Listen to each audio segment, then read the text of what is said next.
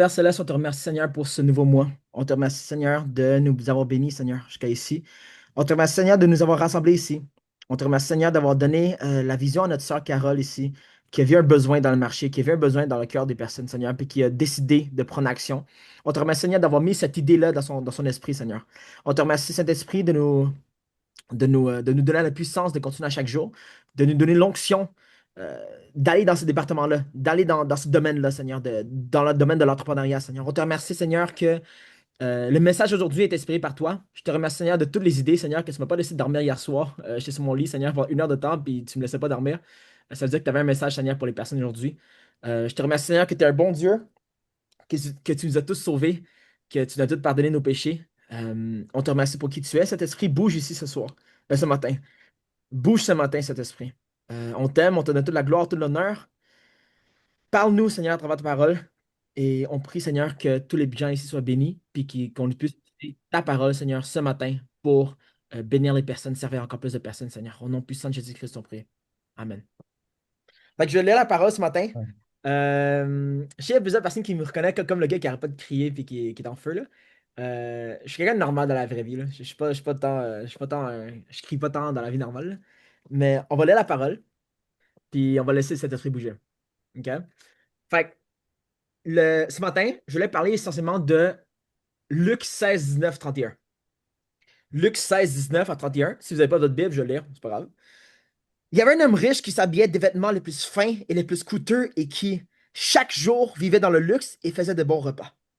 Devant la porte de sa maison était couché un pauvre appelé Lazare. Son corps était couvert de plaies. Il avait voulu se nourrir des morceaux qui tombaient de la table du riche. De plus, les chiens venaient lécher ses plaies. Le pauvre mourut et les anges le portèrent auprès d'Abraham. Le riche mourut aussi et on l'enterra. Il souffrait cruellement dans le monde des morts. Il leva les yeux et vit de loin Abraham et Lazare à côté de lui. Alors il s'écria, Père Abraham, prends pitié de moi. Envoie donc Lazare tremper le bout de son doigt dans de l'eau pour me rafraîchir la langue, car je souffre horriblement dans ce feu. Mais Abraham dit, Mon enfant, souviens-toi que tu as reçu beaucoup de bonheur pendant ta vie, tandis que Lazare a eu beaucoup de malheur. Maintenant, il reçoit sa consolation, tandis que toi, tu souffres. De plus, il y a un profond abîme entre vous et nous. Ainsi, ceux qui voudraient passer d'ici vers vous ne le peuvent pas, et l'on ne peut pas non plus parvenir jusqu'à nous de là où tu es. Le riche dit, Je t'en prie, Père, envoie donc Lazare dans la maison de mon père, où j'ai 5 frères, qu'il aille les avertir, afin qu'ils ne viennent pas eux aussi dans ce lieu de souffrance. Abraham répondit, Tes frères ont Moïse et les prophètes, pour les avertir qu'ils les écoutent. Le riche dit, Cela ne suffit pas, Père Abraham. Si quelqu'un revient de chez les morts et va les trouver, alors ils changeront de vie. Mais Abraham lui dit, S'ils ne veulent pas écouter Moïse et les prophètes, ils ne se laisseront pas persuader, même si quelqu'un ressuscitait d'entre les morts. Je vais lire ça encore plus lentement, puis je vais interpréter qu'est-ce que ça veut dire. Puis je veux que vous laissiez votre esprit vous parler. Je veux que vous laissiez le Saint-Esprit parler parce que la Bible est inspirée du Saint-Esprit. Theopneustos. C'est le Saint-Esprit qui a inspiré la Bible. Tout ce qui est écrit dans la Bible, tout ce qui est écrit dans la Bible a été inspiré du Saint-Esprit. Ça veut dire que Dieu lui-même voulait mettre ça pour que ça vous touche aujourd'hui en 2026. 2000 années après la mort de Jésus-Christ. Je laisse encore plus lentement, puis je veux que vous reconnaissiez chacun des mots qui a été dit. Parce que chacun des mots a été mis là, inspiré de cet esprit. Theopneustos, c'est le mot grec pour dire ça. Chacun des mots dans la Bible a été inspiré de cet esprit pour être ici dans la Bible, pour nous parler ici, pour nous guider, pour vivre des vies de victoire. Il y avait un homme riche, riche selon le temps, qui s'habillait des vêtements les plus fins et les plus coûteux et qui, chaque jour, vivait dans le luxe en faisant de bons repas. Ici, on parle de bons repas. Juste après, dans le prochain verset, dans le verset 20, ça dit, Devant la porte de sa maison était couché un pauvre appelé Lazare. Son corps était couvert de plaies. Il aurait bien voulu se nourrir des morceaux qui tombaient de la table du riche. Ici, on voit déjà une hiérarchie. La table du riche, le riche mangeait déjà sur sa table, et juste en dessous, à ses pieds, on voyait l'homme pauvre, qui manquait de rien, qui manquait de tout. Homme pauvre son corps était couvert de plaies, tandis que l'homme riche qui était habillé des vêtements les plus fins et les plus coûteux. On voit l'homme riche. On voit l'homme riche et l'homme pauvre. On voit l'homme habillé de vêtements les plus fins, les plus coûteux, et on voit l'homme pauvre dont le corps était couvert de plaies. On voit l'homme riche qui chaque jour vivait dans le luxe et faisait de bons repas. Tandis que de l'autre bord, on voit l'homme pauvre qui voulait se nourrir des morceaux qui tombaient de la table du riche. Puis ici, on ne parle pas de l'homme riche seulement riche pour être riche. Parce qu'ici, il y a beaucoup de personnes ici qui font de l'argent. Oui, riche en termes d'argent, mais on va parler plus tard par rapport à ça. Verset 21, il aurait bien voulu se nourrir des morceaux qui tombaient dans la table du riche. Depuis, les chiens venaient lécher ses plaies. Le pauvre mourut. Regardez ici le contraste. Le pauvre mourut et les anges le portèrent auprès d'Abraham. Le riche mourut et on l'enterra. Le contraste entre les deux.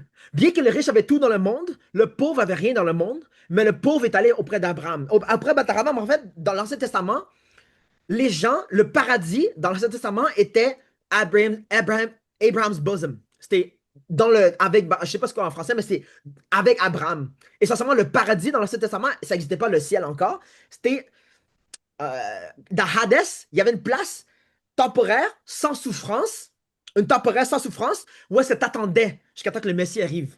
Dans l'Ancien Testament, tu n'allais pas au ciel avec Dieu directement, tu attendais in Abraham's bosom. C'est pour ça qu'on dit dans les plaies d'Abraham, tu attendais avec Abraham.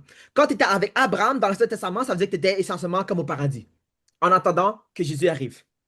Qu'on dit, il est porteur auprès d'Abraham, ça veut dire qu'il était au paradis.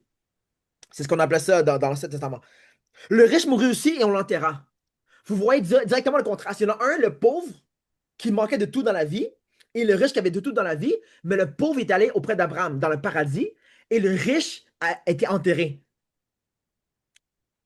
C'est écrit ça en deux phrases différentes. Il souffrait cruellement dans le monde des morts. Il leva les yeux et vit de loin Abraham et Lazare à côté de lui. Alors il s'écria, Père Abraham, prends pitié de moi. Envoie donc Lazare tremper le bout de son doigt dans de l'eau pour me rafraîchir la langue. Ici, on voit le contraste. Lazare, c'était le pauvre qui mangeait les miettes sous la table d'Abraham, de l'homme riche. Mais maintenant, c'est l'homme riche qui est allé demander de l'aide à Abraham directement. Père Abraham, prends pitié de moi. Envoie donc Lazare tremper le bout de son doigt dans de l'eau pour me rafraîchir la langue, car je souffre horriblement dans ce feu. Mais Abraham dit, mon enfant, souviens que tu as reçu beaucoup de bonheur pendant ta vie, tandis que Lazare a eu beaucoup de malheur. Maintenant, il reçoit sa consolation, tandis que toi, tu souffres. De plus, il y a un profond abîme entre vous et nous. Ainsi, ceux qui voudraient passer d'ici vers vous ne le peuvent pas, et l'on ne peut pas non plus parvenir jusqu'à nous de là où tu es. Le moment où est-ce que tu meurs, le moment où est-ce que tu vas au ciel ou en enfer, tu ne peux pas te transférer. Quand tu vas en enfer, c'est l'enfer pour de bon. Quand tu vas au ciel, c'est le ciel pour de bon. Il n'y a personne qui peut aller du paradis au ciel jusqu'en enfer pour aller aider les personnes, puis aller tremper le doigt. De plus, le riche dit, je t'en prie, Père, envoie donc Lazare dans la maison de mon père, où j'ai 5 frères, qu'il aille les avertir, afin qu'ils ne viennent pas eux aussi dans ce lieu de souffrance. Lazare était la personne qui dépendait de l'homme riche pour manger, qui dépendait de l'homme riche. Si l'homme riche n'avait pas d'argent, il n'aurait pas pu manger. Lazare n'aurait pas pu manger. Mais là, maintenant, c'est l'homme riche qui demande, Hey, je t'en prie, Père, envoie donc Lazare lui-même, la personne qui était sous mes pieds, sous la table, qui mangeait les miettes, qui avait toutes les plaies, pendant que moi j'avais tout. Je t'en prie, envoie donc Lazare de la maison de mon père, ouais, parce que j'ai 5 frères. Qu'il aille les avertir afin qu'ils ne viennent pas au dans ce lieu de souffrance. C'est l'homme riche lui-même qui a reconnu que son âme était plus importante que sa richesse sur la terre. Abraham répondit, tes frères ont Moïse et les prophètes. Moïse et les prophètes, en fait, c'est la loi et les prophètes. La loi, c'était ce que Dieu disait dans l'Ancien Testament par rapport à comment vivre, comment être juste devant Dieu. On sait qu'après Jésus-Christ, on est de la justice de Dieu avec la foi de Jésus-Christ, right? Avec la foi en Jésus-Christ. Mais dans l'Ancien Testament, en fait, la foi, pour avoir la foi, être en Christ, essentiellement, être la justice de Dieu, dans l'Ancien Testament, c'est essentiellement suivre Moïse et les prophètes. Moïse et les prophètes, c'est la loi de Moïse, les 613, 613 Mosaic Laws, donc les lois de Moïse, et aussi les prophètes. Les prophètes, essentiellement, c'était ceux qui parlaient pour Dieu, ceux qui recevaient Dieu, ils recevaient un message de Dieu et qui parlaient aux personnes. La loi parlait aux gens et les prophètes parlaient aux gens. C'était la façon dans l'Ancien Testament pour devenir la justice de Dieu. Quand on dit, Abraham répondit, tes frères ont Moïse et les prophètes pour les avertir, qu'ils les écoutent. Aujourd'hui, c'est la Bible. Aujourd'hui, ça, Moïse et les prophètes, c'est la Bible, la parole de Dieu. Le riche dit, cela ne suffit pas, Père Abraham. Mais si quelqu'un revient de chez les morts, il va les trouver, alors ils changeront de vie. L'homme riche qui dit, si seulement les gens de ce monde qui sont encore vivants savent qu'est-ce qui va se passer après par la suite, ils changeront de chemin. Ça, c'est l'homme riche qui avait tout dans le monde qui disait. Mais Abraham lui dit, s'ils ne veulent pas écouter Moïse et les prophètes, la Bible, ils ne se laisseront pas persuader, même si quelqu'un ressuscitait d'entre les morts. Donc ici, on parle de Jésus. Il y a une question que je veux poser ici à tout le monde. Il y a 600 années, 100 ans, 2126. Il y a une seule personne ici, dans ce Zoom, qui va être vivant. Il n'y a pas une seule personne ici qui va être vivant. Dans 80 années, ça se peut qu'il y en ait quelques-uns qui vont mourir d'un accident, de vieillesse, je ne sais pas. Dans 50 ans, peut-être. Dans 20 ans, peut-être. Sincèrement, je pense qu'on est dans les derniers temps. C'est moi, personnellement, là. On personal belief, mais dans 100 ans, il n'y aura rien qui vaut plus que l'âme que tu as. Il n'y a rien de plus important que l'âme d'un être humain. Pourquoi? Parce que c'est pour l'âme de la personne que Jésus-Christ est venu mourir sur la croix pour nous. Pour pardonner nos péchés, oui. Pour donner tous les bénéfices, oui. Kenneth Hagin, un grand homme de Dieu, a dit qu'il y a environ 32 000 promesses entre Genèse et Apocalypse pour les enfants de Dieu. 32 000 promesses. Protection, prospérité. Toutes sortes de promesses qu'on a entre Genèse et Apocalypse pour les enfants de Dieu, ceux qui sont justes devant Dieu. Oui, c'est bien beau tout ça. C'est bien beau toutes les bénédictions. C'est bien beau tout ce que Dieu peut nous donner. Mais Jésus-Christ est venu sur terre pour mourir pour nous, pour notre âme. L'âme, c'est la seule chose pour laquelle on lutte encore aujourd'hui. Jésus et le diable luttent pour une seule chose, l'âme. Pour une seule chose. Parce que c'est l'âme la seule chose que Dieu ne peut pas contrôler. Dieu a tout le contrôle sur tout dans la vie. Mais il y a une seule chose qu'il ne peut pas contrôler. Ton libre arbitre. Le libre arbitre des humains, c'est la seule chose que Dieu ne peut pas contrôler. Parce qu'il a laissé le libre arbitre être au-dessus de sa parole. Le libre arbitre de Dieu que Dieu nous a donné, c'est tout par rapport à l'âme. Il n'y a rien de plus important que l'âme dans la vie. Marc 8 dit, et que sert-il d'un homme de gagner tout le monde s'il perd son âme? Que donnerait un homme en échange de son âme? L'âme, c'est la chose la plus importante. Pour toi, et pour moi, et pour ton boss. En fait, ici, vous êtes tous des entrepreneurs, mais pour tes clients aussi. Présentement, tu travailles avec des personnes qui ne sont pas sauvées encore. Tu travailles présentement avec des personnes qui n'ont pas l'assurance d'aller au ciel. Tu travailles avec des personnes avec qui tu as des fous rires, avec qui tu vas aller manger après, avec qui tu vas boire un petit verre de vin, si tu bois de l'alcool, avec qui tu vas prendre un petit moment ensemble. Vous allez faire des vidéos ensemble. Vous allez faire des collaborations ensemble. Tu vas les aider avec son crédit ensemble. Tu vas l'aider à le coacher ensemble. Tu vas l'aider à coacher fitness ensemble. Tu vas l'aider à gérer ses finances. Mais est-ce que tu lui as encore prêché l'Évangile? Est-ce que tu lui as dit la meilleure nouvelle de tous les temps? Tu peux lui dire la meilleure nouvelle. Hey, écoute, on a eu 5 leads cette semaine. Hey, écoute, ton score de crédit a monté grâce aux techniques qu'on a faites ensemble.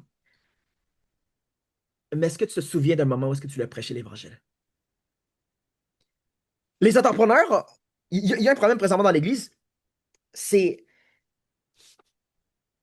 on dirait que l'Église n'aime pas l'argent et ceux qui font de l'argent n'aiment pas l'Église.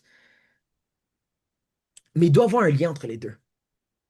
C'est là où je veux parler c'est quoi ton but vraiment dans la vie? C'est quoi ton but vraiment? Parce que je sais que je parle à quelques-uns d'entre vous, en fait plusieurs d'entre vous, puis je sais qu'on a tous l'onction ici pour faire de l'argent, prospérer financièrement.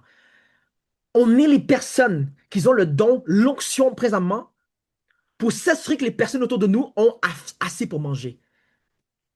Tu ne peux pas juste prier pour avoir plus d'argent financièrement. Tu peux prier pour la sagesse comme le roi Salomon faisait, pour savoir exactement comment avoir de l'argent, pour savoir comment subvenir aux besoins des gens autour de nous, pour subvenir pour notre famille, pour notre femme, pour notre mari, pour nos employés présentement.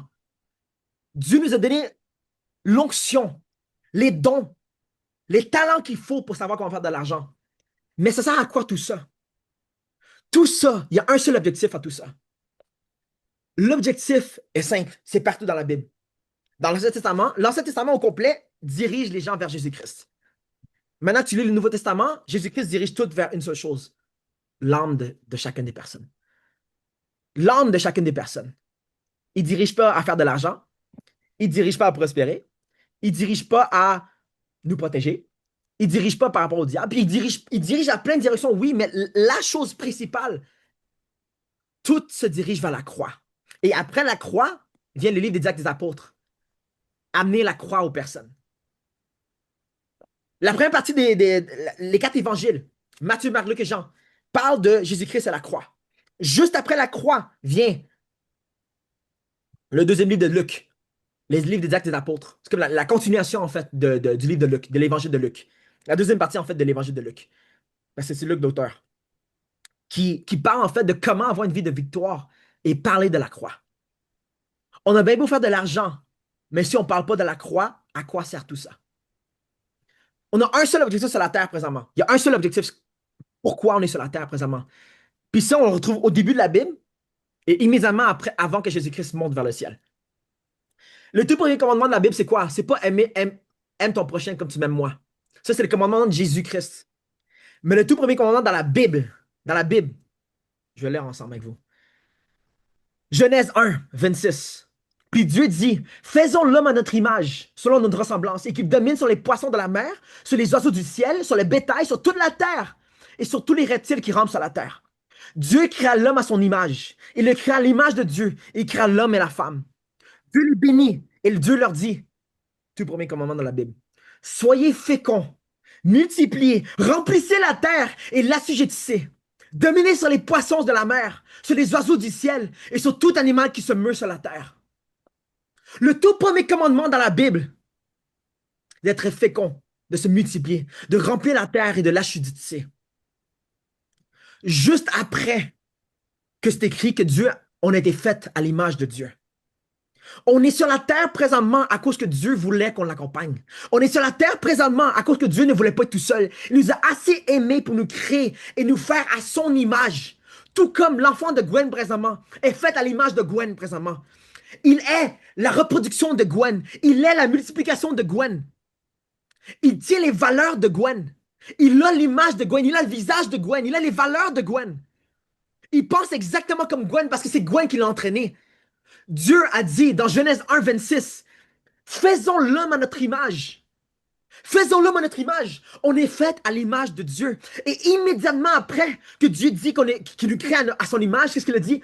Soyez féconds, multipliez, remplissez la terre et l'assujettissez. Dominez sur les poissons de la mer, sur les oiseaux du ciel et sur tout animal qui se meut sur la terre. Pourquoi? Parce qu'on était fait à l'image de Dieu. Et Dieu veut multiplier son image partout sur la terre. C'est ça notre rôle sur la terre. C'est ça notre rôle sur la terre. Si tu ne me crois pas, regarde le déluge. Quelques chapitres après, on voit le déluge. Le déluge, en fait, c'est quoi? La Bible dit c'est le symbole du baptême. Le baptême, c'est quoi? C'est la purification. C'est le symbole de la purification d'une vie nouvelle. Après le déluge, il ne restait plus de famille sur la terre. Il restait seulement Noé et sa famille à lui. Juste après Noé. Pourquoi il restait seulement Noé et sa famille à lui? Parce que Dieu a dit que c'était le seul homme juste qui était sur la terre. Comme nous, on est juste présentement à cause qu'on est en Seigneur Jésus-Christ. Noé et sa famille étaient la seule personne juste. Noé était la seule personne juste sur la terre. Juste après le déluge, juste après le baptême. Après le baptême, tu es juste, right? Le baptême, c'est un symbole de la justice de Dieu. Puis qu'est-ce que Dieu a dit après qu'il a dit que Noé c'était le seul homme juste? Immédiatement après le baptême dans l'Ancien Testament, le déluge avec Noé. Immédiatement, il a dit, sois fécond, multiplie-toi et remplis la terre et assujettis-toi. Le tout premier commandement dans la Bible, c'est de se multiplier, de faire des enfants, de se multiplier. Pourquoi? Pas pour nous, mais se multiplier parce qu'on est fait à l'image de Dieu.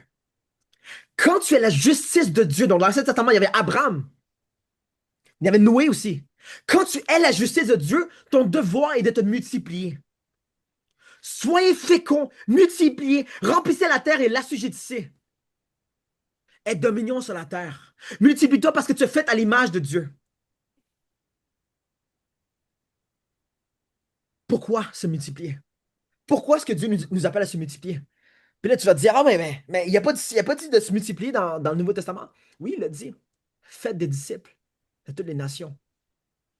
Baptisez-les dans le nom du Père, du Fils et du Saint-Esprit. Faites des disciples de toutes les nations. Faites des disciples de toutes les nations. Fais des personnes exactement comme toi parce que toi, tu as été fait à l'image de Dieu. Refais plus d'enfants qui vont penser exactement comme toi parce que tu as été fait à l'image de Dieu. Gagne des âmes présentement parce que tu as été fait à l'image de Dieu et tu connais la réponse. Le Saint-Esprit qui vit en toi et ça, c'est multiplié partout où est-ce que tu t'en vas. La preuve que Dieu veut qu'on se multiplie parce que la dernière chose, le dernier message que Dieu a dit avant de partir au ciel, c'est allez et faites des disciples de toutes les nations. Allez prêcher l'évangile à toute création. C'est le dernier message que Dieu a dit. Matthieu 28, 19. Allez et faites des disciples de toutes les nations. Des disciples, c'est quoi? C'est de se multiplier. Faites des disciples. C'est de se multiplier. On va parler des arbres par la suite tantôt. De se multiplier. Et aller prêcher l'évangile à toute création. Pourquoi? Parce qu'avec l'évangile, quand quelqu'un accepte Jésus-Christ dans son cœur, avec la foi de Jésus-Christ dans son cœur, le Saint-Esprit vient en nous. Et la même puissance qui a été en Jésus-Christ, on appelle ça dunamis. Le mot grec, dunamis, ça veut dire la puissance miraculeuse qui a ressuscité Jésus-Christ des morts, qui va venir en des personnes qui ont accepté Jésus-Christ dans leur cœur. Le même esprit qui est resté Jésus-Christ des morts vit en nous. Et cet esprit-là est plus puissant que l'esprit qui est dans ce monde présentement. Dieu nous a créés pour avoir dominion sur la terre. Dieu nous a créés en un gouvernement. On est le gouvernement, on est le royaume de Dieu. Dieu, le roi des rois. Jésus-Christ est le roi des rois. On est le royaume, un roi. Mais qu'est-ce qui se passe? C'est que la Bible dit que le diable est comme un lion rugissant. Seeking whom he may devour. Cherchez la personne qui peut dévorer. Jean 10, dit The devil is here to steal, kill and destroy. Voler, tuer et détruire. Il vole les personnes du royaume de Dieu. On a été créés à l'image de Dieu, dans le royaume de Dieu initialement. Mais l'homme, la Bible dit dans Romains, tous ont péché, ils sont privés de la gloire de Dieu. Tout le monde a péché. Ça veut dire qu'on était tous dans le royaume de Dieu, mais qu'on a tous péché. Ça fait on est sorti du royaume de Dieu. Parce que le diable nous a volé. Il va essayer de voler, tuer et détruire. Il essaie de détruire le royaume de Dieu, de tuer les personnes. L'avortement, par exemple. J'en ai un exemple. Puis voler les personnes du royaume de Dieu. Pourquoi? Parce qu'on a été fait à l'image de Dieu. Puis ce que le diable veut le moins, c'est ne pas qu'on se multiplie. Puis je veux que tout va faire du sens bientôt. Mais si tu te ne souviens pas présentement de la dernière fois que tu as amené un âme vers Jésus-Christ, demande-toi, est-ce que tu fais la volonté du Père présentement? Tu as bien beau avoir tout l'argent du monde. Tu as bien beau fournir aux besoins des personnes. Tu as bien beau donner la nourriture à tout le monde autour de toi. Mais si tu donnes la nourriture aux gens autour de toi, mais que tu ne prêches pas l'Évangile, la bonne nouvelle, la raison même de pourquoi Jésus-Christ est venu sur la terre, la bonne nouvelle de ta restauration en toi, en Jésus-Christ, si tu ne prêches pas ça, mais tu vas nourrir les personnes, tu vas nourrir les personnes avec un ventre rempli en enfer. Tu vas nourrir les personnes avec un ventre rempli en enfer. Les gens vont aller en enfer avec un ventre rempli. Mais c'est là où est-ce que toi, tu viens en jeu. C'est exactement là où est-ce que toi, tu viens en jeu. Gagner une âme, plein de personnes, un gros misconception, surtout dans le monde de la business, de l'entrepreneuriat, parce qu'on est quand même beaucoup de monde très pratique, là, un peu moins spirituel, mais très, très, très, très pratique. Je suis quelqu'un de vraiment pratique aussi. Là. Gagner une âme veut pas dire, tu sais, évangéliser, ça veut pas dire vis bien, puis laisse les personnes venir vers Jésus-Christ avec la façon que tu vis présentement. Tu peux amener les gens vers la façon que tu vis présentement. Tu peux amener les gens comme ça. Tu peux amener les gens comme ça. Mais en 3 années de christianisme, combien de personnes est-ce que tu as amené par la manière que tu vis présentement? Sûrement moins que 5 personnes ou 10 personnes. Dieu dit, Jésus-Christ a dit, allez et prêchez la bonne nouvelle, l'évangile. La bonne nouvelle, c'est l'évangile. Prêchez l'évangile. Il n'a pas dit, vis comme l'évangile et amène les gens vers moi. Il dit, prêchez l'évangile à toute création. Tu as bien beau gagner tout l'argent du monde, mais si tu prêches pas l'évangile, prêcher, c'est-à-dire sortir de ta bouche, tu prêches pas l'évangile, à quoi sert tout ça?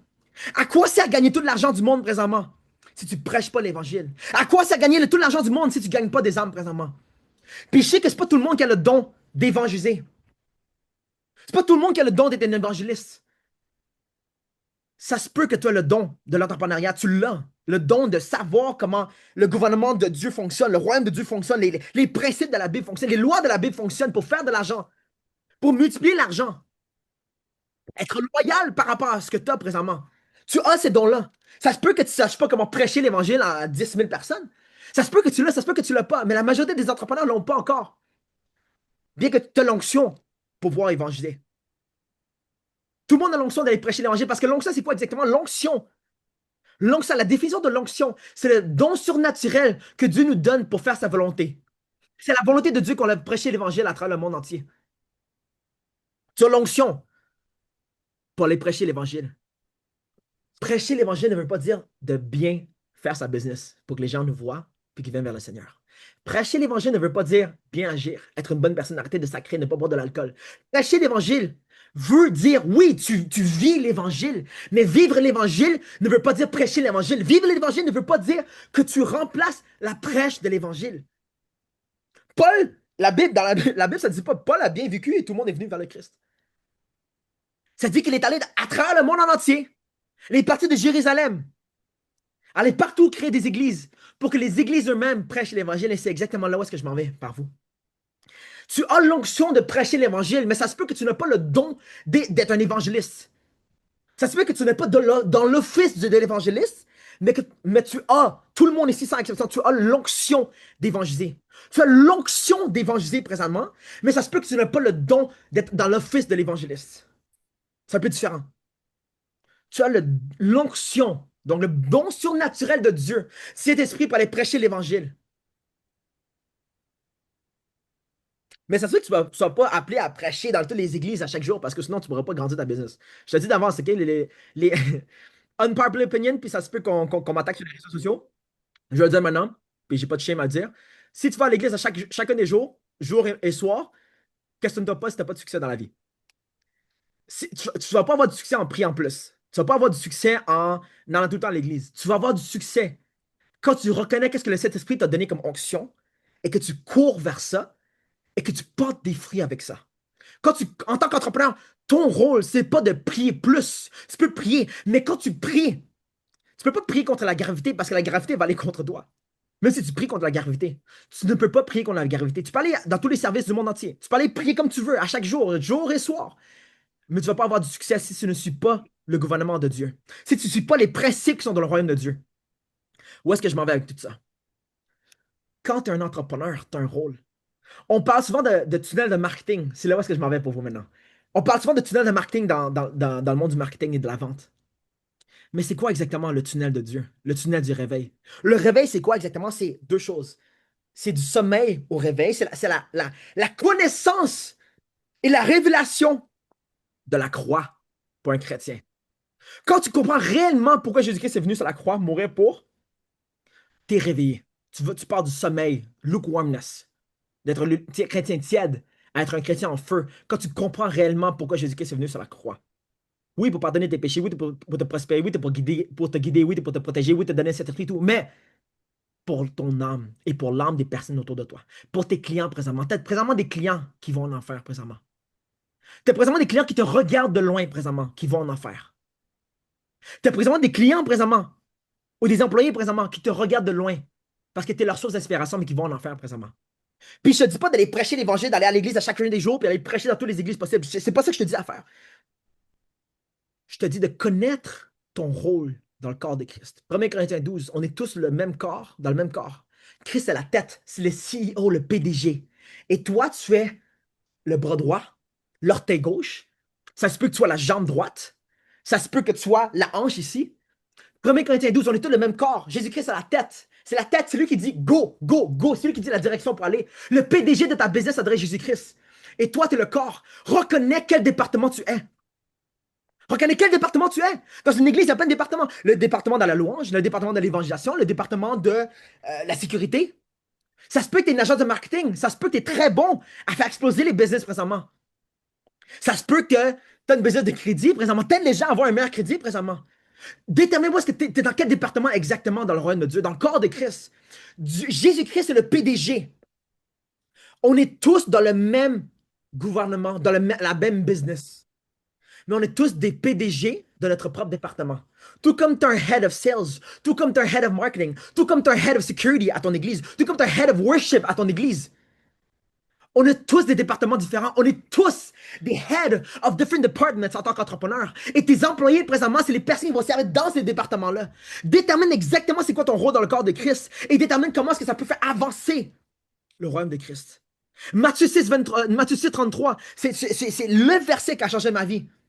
Seek first the kingdom of God and his righteousness, and all the things shall be added unto you. Le Matthieu 6, Matthieu chapitre 6 parle justement de l'argent. Pourquoi est-ce que tu as peur de manquer d'argent? Pourquoi est-ce que tu as peur de manquer d'argent quand les oiseaux ont assez pour nourrir?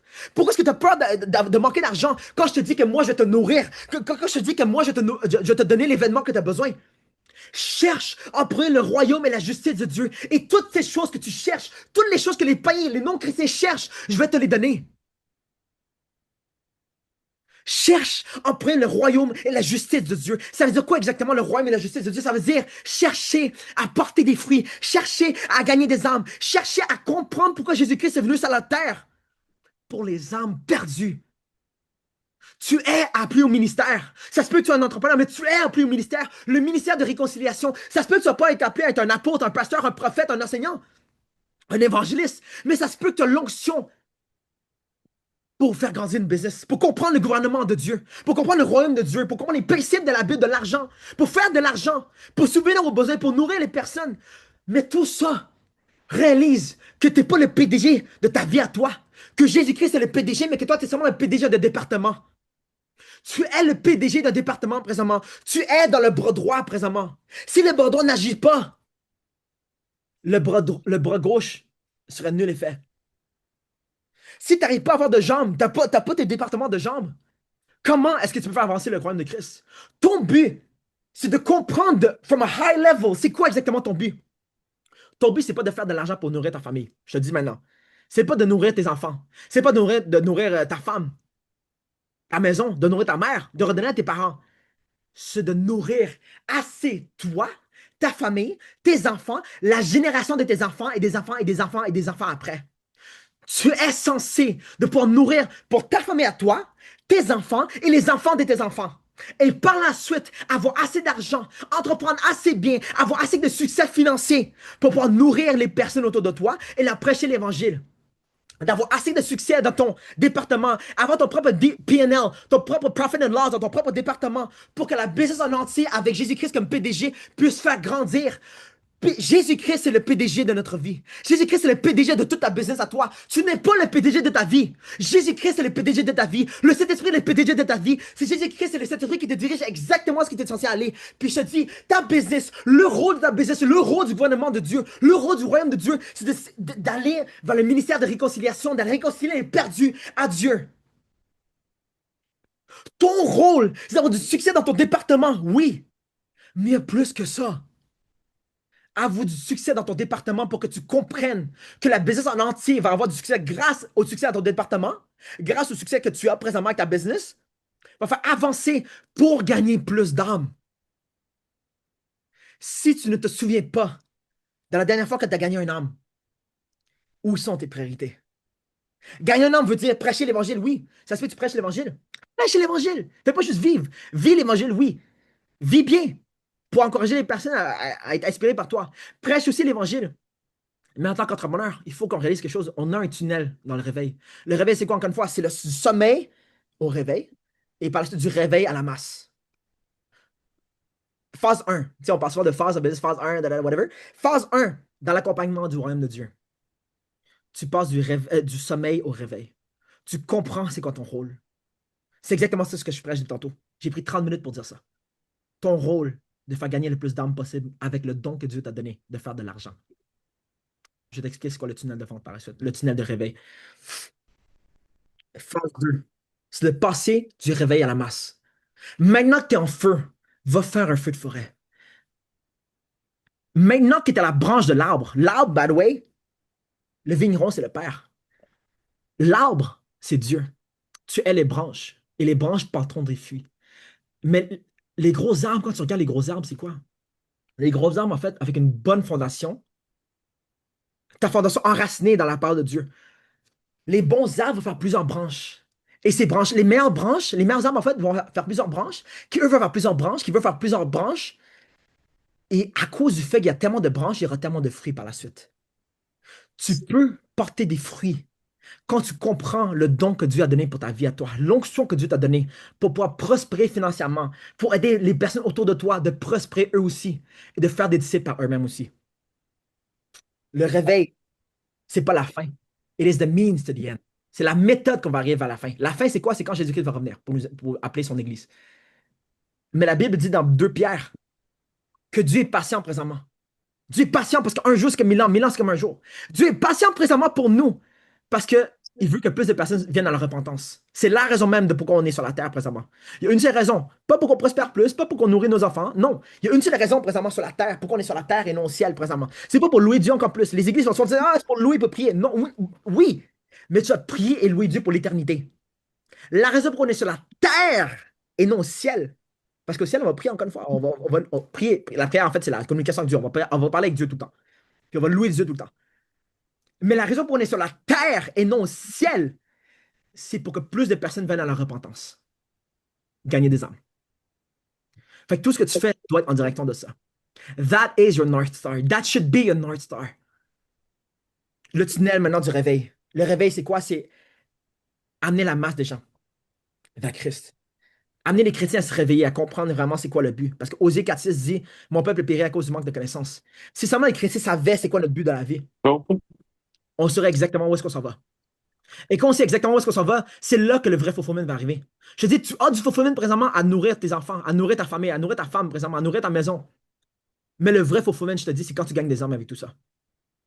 Parce que la même transformation que Dieu a eue en toi, il peut donner aux autres personnes, à la masse des personnes. Et puis, tu te dis comme branche pour avoir d'autres branches, qui vont avoir d'autres branches, qui vont avoir d'autres branches, qui vont avoir d'autres branches, qui vont faire d'autres branches encore une fois. Le tunnel maintenant du réveil, c'est quoi exactement? Le but premier du réveil, comment est-ce qu'on a le réveil? C'est d'avoir des disciples qui vont faire plus de disciples, qui vont faire plus de disciples, qui vont faire plus de disciples. Avoir des branches qui vont faire des branches, qui vont faire des branches. Pour gagner des âmes, pour porter des fruits. Right? Le but premier, en fait, comme un tunnel de vente, en bas, tu as des clients. Le meilleur cas dans une business, c'est avoir des clients qui sont tellement satisfaits qu'ils vont référer d'autres clients.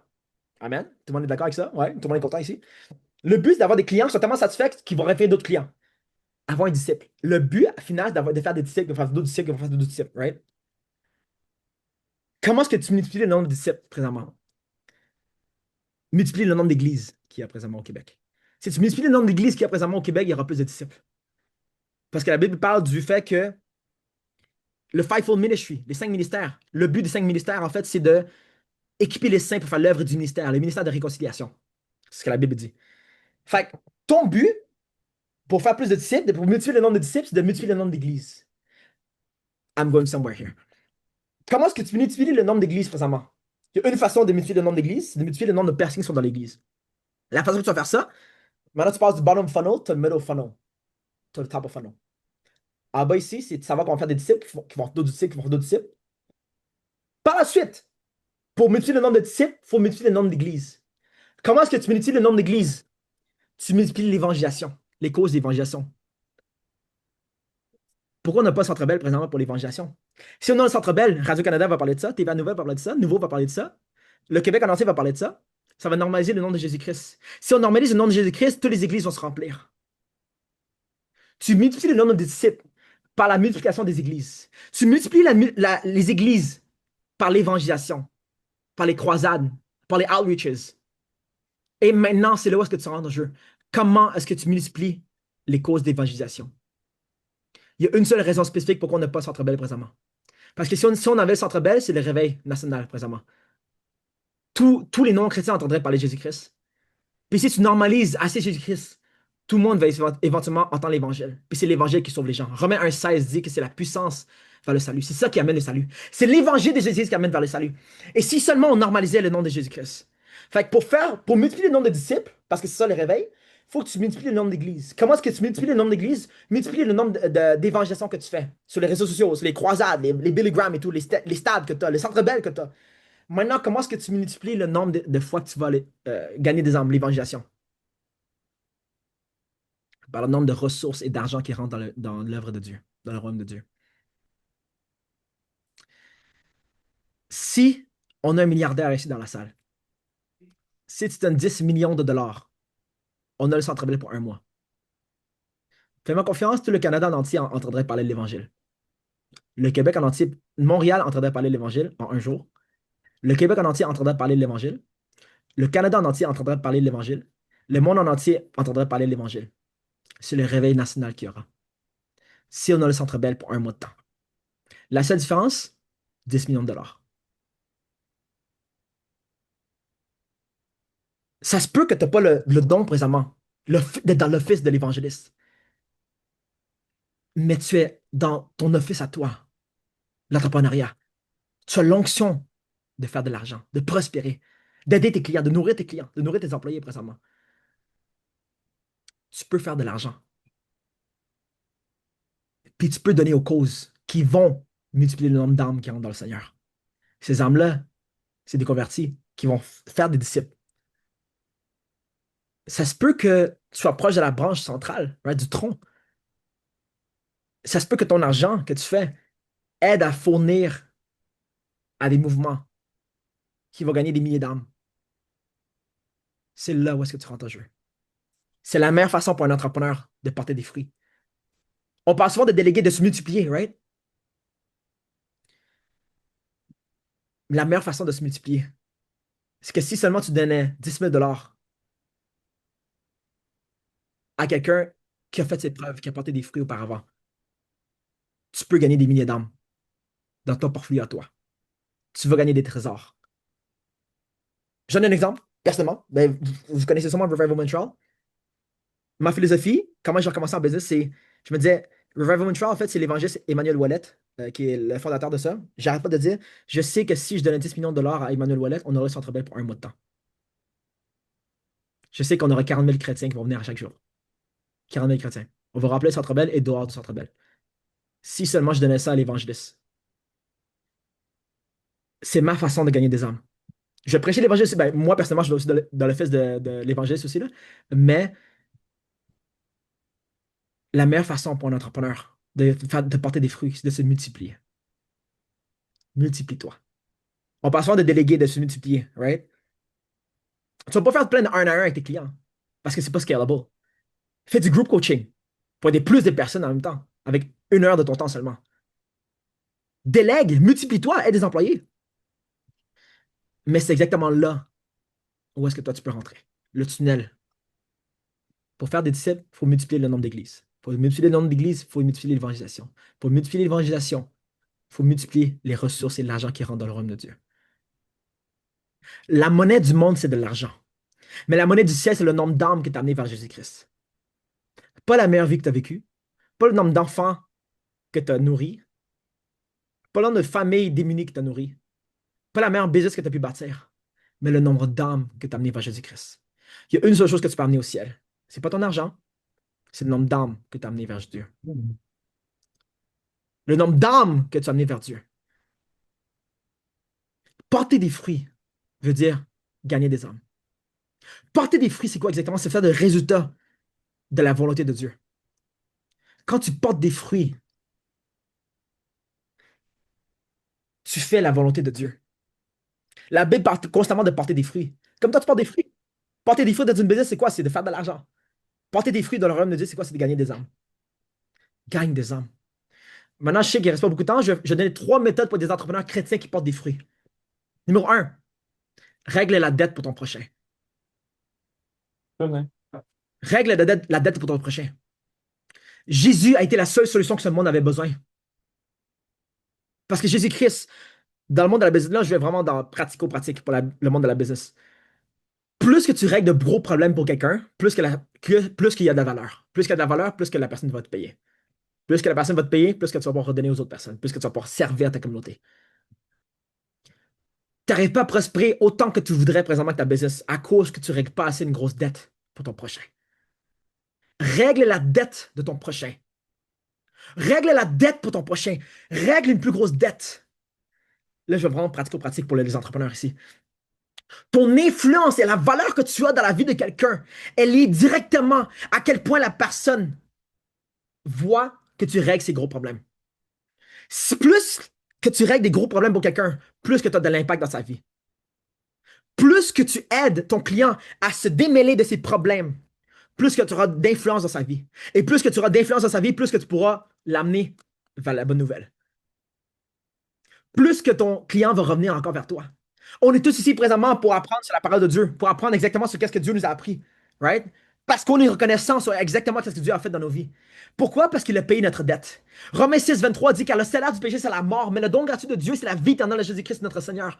On avait une dette, que le salaire du péché, c'est la mort. Le résultat, le salaire, c'est le terme business, ça. Le salaire du péché, c'est la mort. Ce que tu reçois pour le péché, c'est la mort, l'enfer. Jésus-Christ a réglé le plus gros problème de l'humanité, de l'histoire de l'humanité, la mort. Plus que tu règles de gros problèmes dans ta business, plus que tu auras d'impact et plus que tu auras d'influence. Et plus que d'impact et d'influence, plus que tu auras de valeur envers les autres personnes. Plus que tu auras de valeur envers les autres personnes, plus que tu pourras te faire payer. Plus que tu pourras prospérer ta business par la suite. Règle un plus gros problème pour ton client. S'il y a un gros problème présentement à Montréal, les nids de poules à Montréal, si tu règles les nids de poules, tu règles le problème pour plusieurs personnes, tu règles un gros problème pour plusieurs personnes parce que tu sauves des centaines et des milliers d'argent chaque année pour chacune des personnes. Tu vas avoir de l'influence. Marqué, c'est exactement ça qu'il fait. Si tu règles un problème de sauver l'humanité contre l'intelligence artificielle, tu vas être l'homme le plus riche et le plus connu du monde, Elon Musk. Si tu règles de gros problèmes pour ton prochain, tu vas avoir de l'impact dans sa vie. Jésus-Christ est l'homme le plus influent dans le monde. Il avait le plus grand nombre de fidèles, qui veut faire plus de fidèles, qui veut faire plus de fidèles, qui avait plus de clients, qui avait plus de clients, qui avait plus de clients. Comme nous présentement. À cause qu'il a réglé une grosse dette pour nous, la plus grosse dette qui a jamais existé. Plus gros la dette que tu règles pour ton client, plus gros tu auras de l'influence. Et plus que le client est satisfait, plus que le client est satisfait, plus qu'il va amener plus de clients par la suite. Rends ça tellement simple pour régler la dette pour ton client. Rends ça tellement simple pour ton client d'avoir les 32 000 promesses, les 32 000 promesses, les 32 000 bénéfices qu'il y a en travaillant avec toi. Rends ça simple de travailler avec toi. Pour avoir les 32 000 promesses que Dieu nous donne. Pour avoir les 32 000 promesses que Dieu nous donne. Avoir le pardon des péchés. Avoir la protection. Avoir le Saint-Esprit qui nous aide dans tout ce qu'on fait. Pour le PDG de notre vie. Tout ce qu'il fallait, c'est avoir la foi en Dieu. D'avoir la repentance. Il n'a pas fallu un webinaire. Il n'a pas fallu rentrer dans un appel de vente. Rends ça tellement simple pour un client d'aller travailler avec toi. Rends ça tellement simple, sans effort, pas de temps, mais le moins d'argent possible pour que quelqu'un travaille avec toi, pour avoir tout l'or et l'argent dans le monde, pour avoir les 32 000 promesses pour travailler avec toi. Alex Hormozy, on n'arrête pas de dire, il n'y a pas de répéter ça, right? Rends ça tellement simple pour quelqu'un.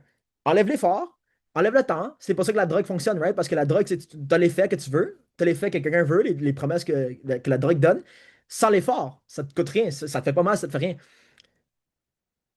Règle la plus grosse dette possible pour ton prochain et tu auras de l'impact dans sa vie, tu auras plus de valeur dans sa vie. Plus que tu auras de valeur, plus que ton LTV sera haut, plus que le client va te payer cher.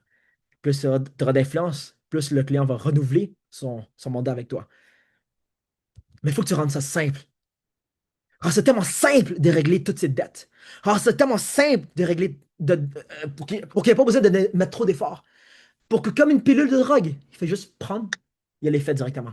Les 32 000 promesses de la Bible sont données le moment que quelqu'un vient à la repentance et qu'il a la foi en Jésus-Christ.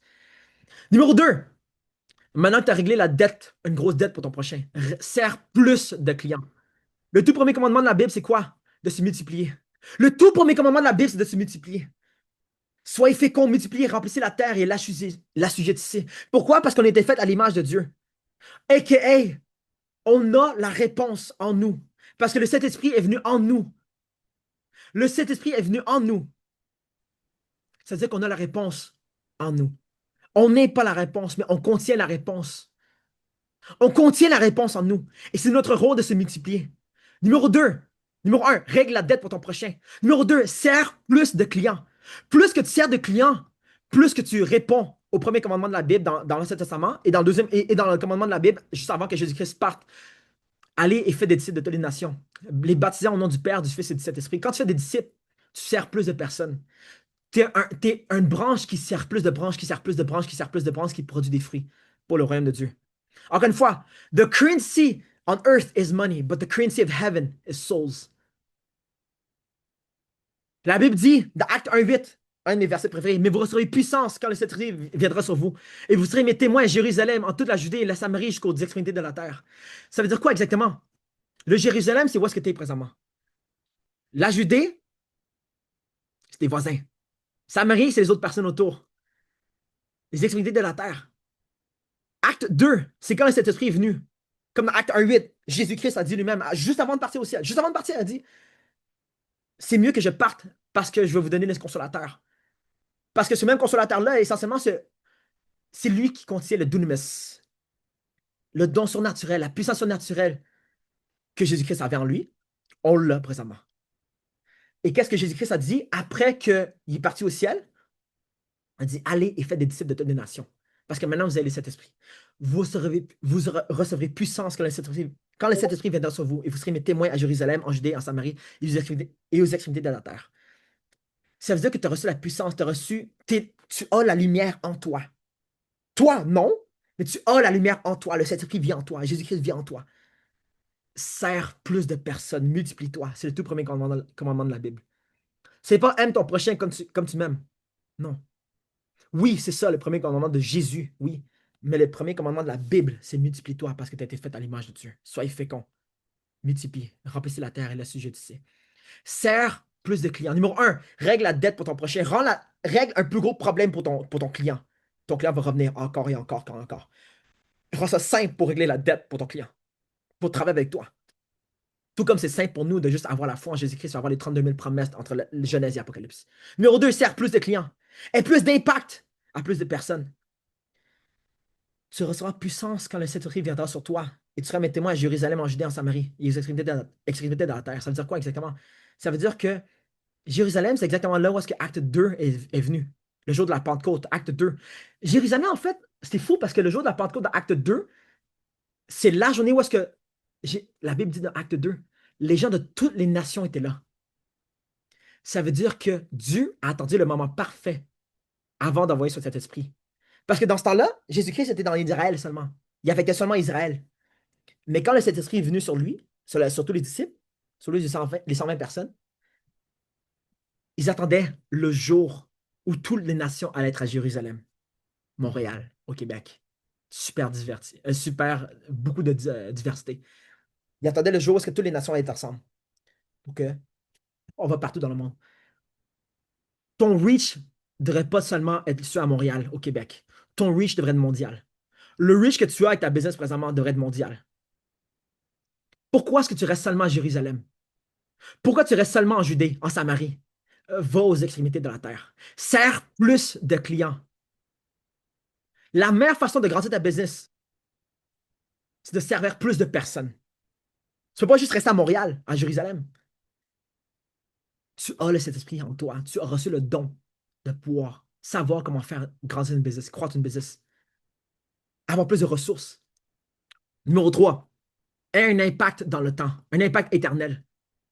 On lit encore par rapport à Jésus-Christ aujourd'hui. On parle encore par rapport à Jésus-Christ aujourd'hui. On parle présentement de Jésus-Christ. On prêche l'Évangile présentement. On parle de Jésus-Christ présentement. On lit encore sur Paul aujourd'hui. On lit encore le nom de Uri. Uri, en passant, c'est le nom du mari de Bathsheba. David, le roi David, quand il devait aller à la guerre, il a vu Bathsheba, il voulait dormir avec elle, he wanted to sleep with her. Fait qu'est-ce qu'il a fait, c'est qu'il a amené Uri pour aller mourir. Mais le nom de Uri est encore dans la Bible. Le nom de Uri est encore dans la Bible. Même s'il n'y avait pas tant d'importance que ça. Même si c'était seulement le mari de quelqu'un qui a fait l'adultère avec le roi, qui a eu de l'impact. Ton impact est seulement par rapport à ton nom à toi. Ton impact est aussi à travers tes clients. Quand tu donnes plus de résultats à tes clients vont constamment parler de toi. Parce qu'ils vont dire, hey, c'est Carole qui m'a aidé à sortir des dettes. C'est Pascal qui m'a aidé. C'est Gaël qui m'a aidé. C'est Marc qui m'a aidé. C'est Tricia qui m'a aidé. Ton impact, en fait, à travers toutes les branches, tous les disciples que tu auras fait aussi. Même si le roi Salomon a très bien commencé, mais qu'il a mal fini, on entend encore parler de ses œuvres aujourd'hui. Son impact est encore aujourd'hui, 2000 ans encore après. Est-ce que tu as des livres présentement que tu donnes à tes clients si jamais tu arrêtes ta business? Est-ce que ton impact, c'est seulement. Est-ce que ton offre de service présentement, ça dépend seulement de toi? Un truc en business, on n'arrête pas de parler de ça. Si on dépend de toi pour ta business, est-ce que tu as une business ou tu as seulement une job, mais que tu es le seul salarié? multiplie-toi. Écris un livre, écris plus de SOPs, crée des systèmes pour te dupliquer. Aie un impact dans le temps. Le roi Salomon avait 3000 proverbes. C'est la raison même pourquoi la reine de Sheba est venue vers lui. The Queen of Sheba est venue vers lui pour une seule visite. Une seule visite. Maintenant, dans mon terme business, c'est vraiment une seule consultation. Le roi Salomon, c'était comme un consultant pour les nations. La reine de Sheba lui a donné 700 millions de dollars canadiens de nos jours, 120 talents. 120 talents of gold, ce qui est environ 700 millions de dollars canadiens. À cause de sa réputation, à cause qu'il a écrit 3000 proverbes. Il a eu sa réputation. Elle lui a payé ça à cause de sa réputation, à cause qu'il a écrit 3000 proverbes auparavant. Crée des trucs qui perdurent dans le temps. Numéro un, réalise que ton but sur la vie, c'est de gagner plus d'âmes en utilisant les dons que Dieu t'a donnés. C'est pas juste de faire de l'argent pour subvenir aux besoins de ta famille à toi, de redonner à la communauté pour gagner plus d'âmes. Les trois méthodes pour être des entrepreneurs chrétiens qui portent des fruits. Numéro un, règle la dette pour ton prochain. Rends la dette plus grande. La dette, plus la dette est grande, plus que ton prochain va être content. Comme Luc 7,47 dit, on aime Dieu parce qu'on a été pardonné de beaucoup. Quand tu aides ton client de beaucoup, ton client va te remercier tout le temps. Il va revenir encore, il va référer de plus de clients. Numéro 2, sers plus de personnes. Aie un impact global dans le monde. Multiplie-toi. Numéro 3, aie un impact dans le temps. Délègue. Crée des systèmes, crée des SOPs. Tu vas avoir du succès, peu importe où ce que tu t'en vas. Au nom de Jésus. Amen.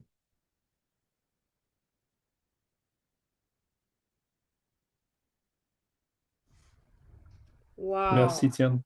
Wow, t'es en feu, toi. Merci tellement. Fait que si vous avez des questions, puis après ça, on va fermer le Zoom.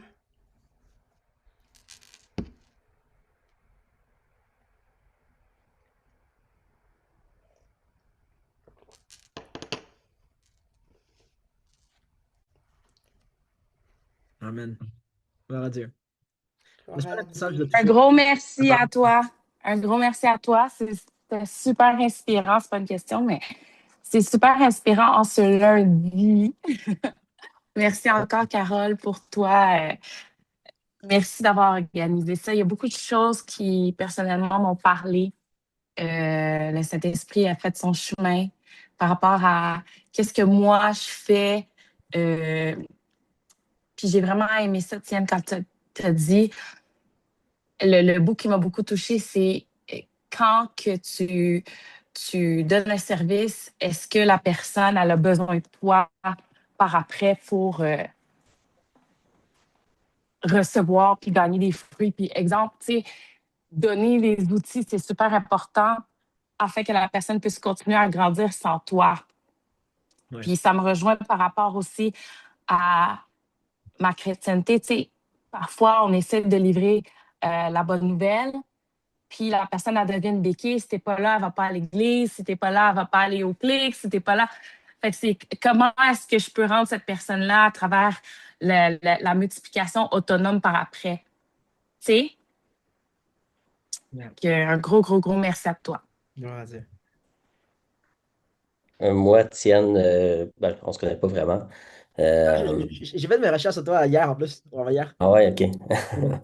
Ouais. Fait que, puis je viens juste de me connecter, fait que j'ai manqué la majorité là, de ce que tu as partagé. Mais je crois en effet que les chrétiens ont besoin de grandir dans leur compréhension de c'est quoi le rôle du travail, puis aussi des ressources financières que Dieu nous confie. Euh, Fait que je pense que c'est une conversation qui a lieu à continuer, que de plus en plus de chrétiens comprennent, parce qu'il y a trop de chrétiens qui vont faire euh, une séparation entre leur dimanche matin puis le reste de leur semaine. Mais Ouais. Dieu, il commence quand même avec une semaine de travail, là. La Bible elle commence quand même avec décrire c'est quoi une semaine de travail. Fait que je pense que le travail est beaucoup plus important qu'on le pense aux yeux de Dieu. Fait qu'en tout cas, on aura peut-être l'occasion de se reparler davantage, là. Mais merci de au moins avoir ce désir-là de voir les chrétiens parler de ces sujets-là. Amen. Merci, Marc. C'est comme ça qu'est né le groupe. Très, je l'expliquais un peu en début de rencontre, très égoïstement. J'ai un coach qui s'appelle Raymond, puis je séparais, j'allais à l'église le dimanche, mais le reste de la semaine, Je faisais mes dossiers de crédit tout seul, tu comprends? Puis Dieu était pas là. Il était là, mais je m'en servais pas. Puis c'est comme ça que j'ai contacté Tienne pour la première fois l'année passée en 2025, qui m'a mis en contact avec Emmanuel. Je suis arrivée à l'Église L'Essentiel. Jonathan est arrivé. Fait que c'est vraiment comme ça que c'est arrivé. Puis je me suis dit, c'est des discussions qu'on doit avoir. Puis que c'est là que j'ai appris à mettre Dieu, évidemment avec le pasteur Georges, là, qui est, tu sais, pour moi, l'Église L'Essentiel, c'est une église qui est entrepreneur, moi, c'est comme ça que je l'aperçois, puis ça fait que j'ai arrêté de séparer le Seigneur, puis j'ai arrêté de séparer la business, tu comprends? Puis tout le monde est ensemble aujourd'hui. Fait que, ouais, merci tellement. Ton message m'a touché honnêtement. J'ai l'impression que dans le dernier mois, tu as dû être dans ma tête ou dans la tête de Gwen, ou je sais pas trop, mais tu sais, Gwen, il n'arrête pas de me dire que moi, je règle dans la vie des gros problèmes, des dossiers de crédit, assurément, ça, je le coche. Me multiplier, moi, je faisais la business tout seul, tu comprends? Puis lui, il a dit non, non, tu feras plus ça tout seul parce que faut qu'on reach beaucoup plus que ça. Puis dans le dernier point, quand tu dis, ben, avoir l'impact éternel, Hmm. c'est ça que je veux. Moi, j'ai 60, tu comprends? Puis je veux toucher le plus de cœurs possible pour que les gens puissent avoir la réalisation de leurs rêves avec des bonnes cotes de crédit, pourront s'acheter une maison, avoir des entreprises prospères et tout. Fait merci. Gloire à Dieu. Gloire à Dieu.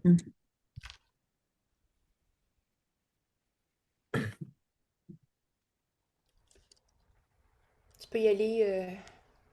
Moi, je veux voir le Centre Bell rempli, Sonia. Yes, c'est ça qu'on veut voir. La personne qui a levé la main, vous pouvez y aller. Oups, je sais pas si elle est encore là. Ouais, I agree, great. Bonjour, merci beaucoup pour cet excellent message ça relie le désir qu'on a le désir qu'on a de voir plus de personnes sauvées et en même temps être entrepreneur. Moi particulièrement, la question que je me pose, c'est que tu as parlé des dons et des talents qu'on met au service du Seigneur pour pouvoir prêcher l'Évangile. Euh, Il y a un défi personnellement que j'ai, c'est que j'ai beaucoup d'idées que je pourrais faire pour prêcher l'Évangile, mais je me pose la question, je m'excuse, je me pose la question, est-ce que c'est comme tu as une idée, est-ce que tu as une idée, tu te lances, je me pose la question, pour toutes ces idées que j'ai, c'est quoi le timing? Est-ce que je suis dans le bon timing? Je commence par quoi? Et j'ai vraiment l'impression personnellement d'être multipotentielle. Donc, il y a plein d'affaires qui viennent. Puis, j'ai du mal à discerner ce qu'il faut faire au moment présent pour prêcher l'évangile, que ce soit je chante, que ce soit même au niveau de l'entrepreneuriat. J'ai du mal à discerner par où commencer finalement. J'espère que je me suis bien fait Ouais. comprendre. Fait que ta question vraiment, c'est comment prêcher l'Évangile, peu importe où est-ce que tu es, c'est ça? Effectivement, sans se disperser finalement. Parce que oui, c'est ça. L'Évangile, c'est vraiment simple pour vrai, là. C'est tellement simple. La façon de prêcher l'Évangile, c'est de faire Romains 1,16, de comprendre que les gens sont sauvés par l'Évangile. L'Évangile, c'est vraiment simple. C'est Jean, simplement, là, tu peux dire Jean 3,16, right? Car Dieu a tant aimé le monde qu'il a envoyé son Fils unique pour que quiconque croit en lui ne périsse pas, mais qu'il ait la vie éternelle, right? Personnellement, personnellement, j'utilise un script. Un script, c'est comme en vente. Tu sais, comme en vente, tu utilises un script de vente, mais après un bout, tu n'as plus besoin de script de vente, tu es correct. Genre, tu sais comment parler à la personne. Un script, en fait, tu n'as pas besoin de suivre à 100%, mais c'est vraiment juste comme un framework que tu utilises. Qu'est-ce que moi je fais vraiment, c'est un icebreaker. Je fais un icebreaker. Puis la personne, je demande la question, hey, je sais que c'est bizarre. Ok, tu sais quoi, je vais te dire deux questions. Ben, en fait, je vais te dire un peu les frameworks en genre 2 minutes. Après ça, je vais. Yeah. Fait que je commence toujours par hey, excuse-moi, je sais que c'est un peu bizarre. Bon, là, dépendant où est-ce que tu es présentement, mettons, quand je vais évanger un inconnu, c'est comme ça que je commence. Excuse-moi, je sais que c'est un peu bizarre, mais est-ce que quelqu'un t'a déjà dit que Jésus-Christ t'aime, qu'il a un mauvais plan pour toi? C'est une question. C'est pas juste hey, Jésus-Christ t'aime. Je demande une question. Hmm. Je vais dire oui ou non. Puis après ça, cool. Je vais poser une deuxième question, OK? 99% des gens restent. Je leur dis. je sais que c'est bizarre, mais si t'es pas mourir aujourd'hui, t'as-tu l'assurance d'aller au ciel? Hmm. Avec cette question-là, assumes qu'il y a un ciel. Tu ne dis pas où est-ce que tu t'en vas, parce que sinon la personne va te dire ah, je crois à la réincarnation, ces affaires-là. Là. Demande pas la question, fais juste dire est-ce que tu as l'assurance d'aller au ciel? Puis après ça, la personne va dire oui ou non.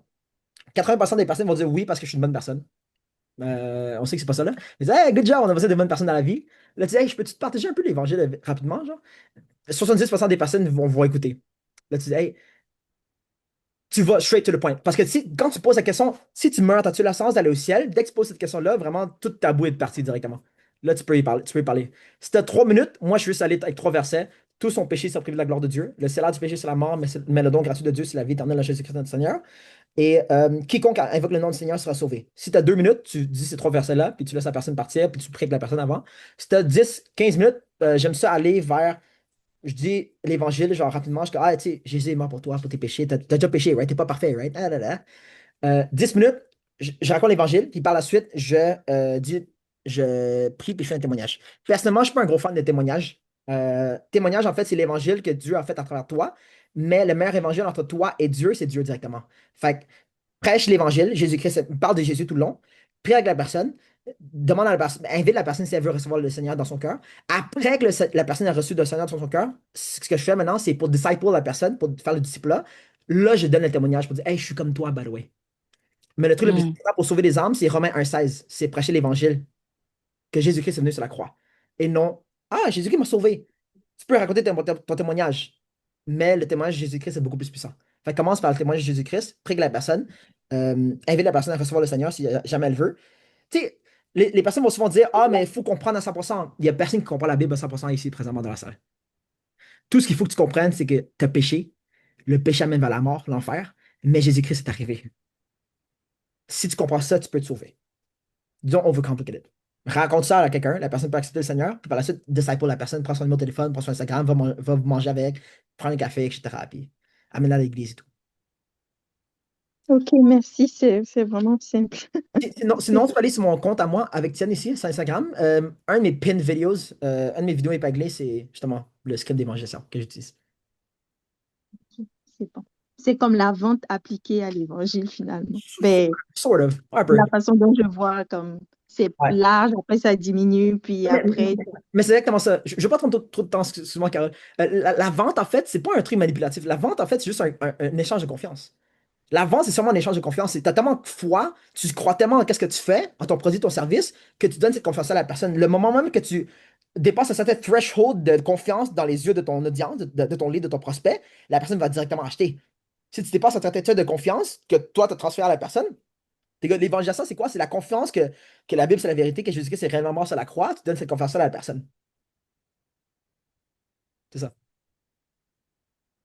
Est-ce Wow, que, merci. je m'excuse, moi justement, la business que je veux faire, c'est vraiment basé sur la confiance. J'ai un défi de générer de la confiance puisque c'est au niveau, c'est pharmaceutique. J'aimerais savoir, est-ce que je pourrais, parce que je pense que là, ça prendrait beaucoup de temps, est-ce que je pourrais avoir contact avec toi pour Ouais. que, Et, ok. écris-moi avec, ben, tu vois mon nom ici, avec Tienne, puis rajoute un 2 à la fin. Ça, c'est mon compte business.